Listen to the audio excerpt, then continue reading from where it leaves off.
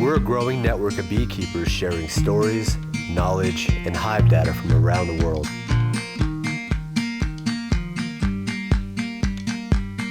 My name is Wes Wolken. I'm the owner of American Beekeeping, and I've been a beekeeper since I was 14. I'm 63, so that's over 40 years. We have grown our hives up to, at any given time, about 100 hives. We started our canning company, and we've been pushing out honey for about 5 years now. Come on, get out of there, girl. There we go.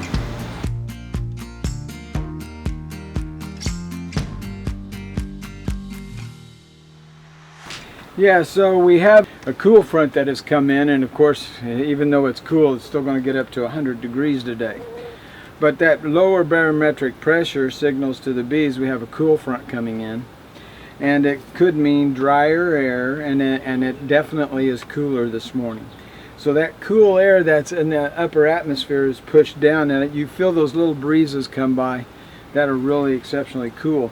Well, they don't like that. That changes the barometric pressure. They like it a certain way. The humidity in the hive needs to be around 80%, and the temperature needs to be about 98 degrees.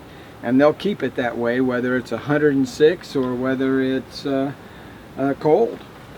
Most of our bees, I believe, that we're losing because of nutrition. Bees do not get the nutrition that they need because of genetically modified foods. When they genetically modify something, they've changed it. It's no longer what it was.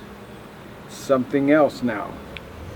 And bees do not recognize it as a food source. As an example, 2005 and 6, I had my bees in an area, those soybeans as far as the eye could see. Set down 20 hives, approximately 1 million bees.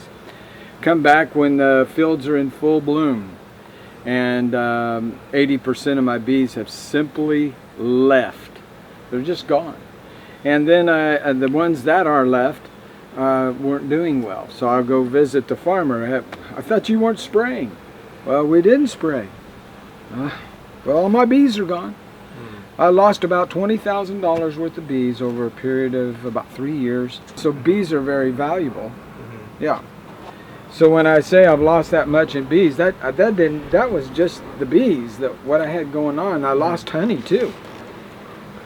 And I know I'm preaching to the choir. If anybody hears that's a beekeeper, you know exactly what I'm talking about. Some of the items that we'll use, like as an example, it's called cowboy toilet paper or mullein. We'll put it in our cold press and press out our own essential oils from plants like that, which are rich in all types of vitamins and minerals, and then add it into our food sources before probably the 1st of September we'll start that. And the reason for that is to prepare them for winter.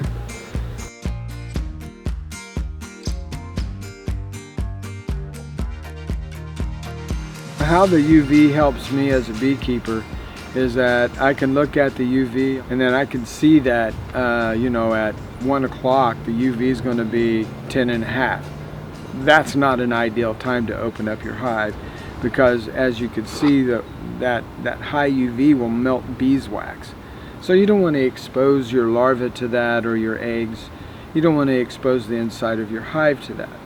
So I would schedule my hive inspection to be somewhere where the UV is coming in around 7 or 6 as a highest. And that may be around 9 o'clock or 10 o'clock. Of course, then your temperatures are going to be lower, and your humidity will still be whatever it was that evening. So that's going to create the best scenario for a time to inspect your hive.